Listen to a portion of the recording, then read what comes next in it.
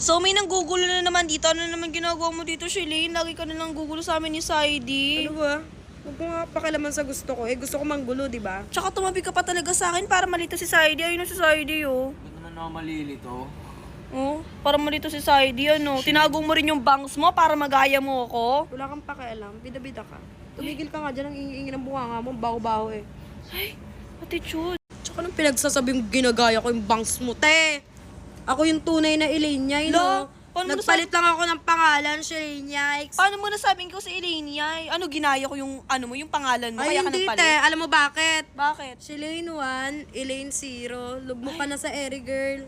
Tigil-tigilan mo nga ako. Hello, attitude. Nainis ako sa'yo, ah. Tigilan mo ako. Tsaka bakit gamit mo yung damit ko, nak? Tigilan mo nga ako. Gamit mo nga yung panty ko. Nagreklamo ba ako? Uy, yung panty, di kasya sa akin yung panty mo, Ay, no? hindi ba? O bakit? May sinabi ba akong kasha? Uy, ikaw gumamit ng panty ko. Tumigil ka. Ang ingin mo nga mo. Naririndi na ako sa'yo. Kanina ka pa. Attitude. Ba yan? Grabe ka Kahit naman, anong lapit mo Shalane. sa akin, hindi mo ako magiging kaibigan. Hala, grabe ka naman, Shalane. Ikaw nga yung lumalapit eh. Oo Ano nga. malapit? Ayaw mo kaming layuan. Si Saidi yung hinahabol ko, wag kang piling eh. O, ba't sa akin ka tumabi? Minsan na lang kami mag-banding. Oo Pupunta nga. ka pa dito. Wala akong pakalam sa'yo. Daling araw natin, ayaw pa rin kami tigilan. Ayaw pa matulog. Wala akong pakalam. Ate Saidi, pag Chot. naging love team tayo, ganito love language natin.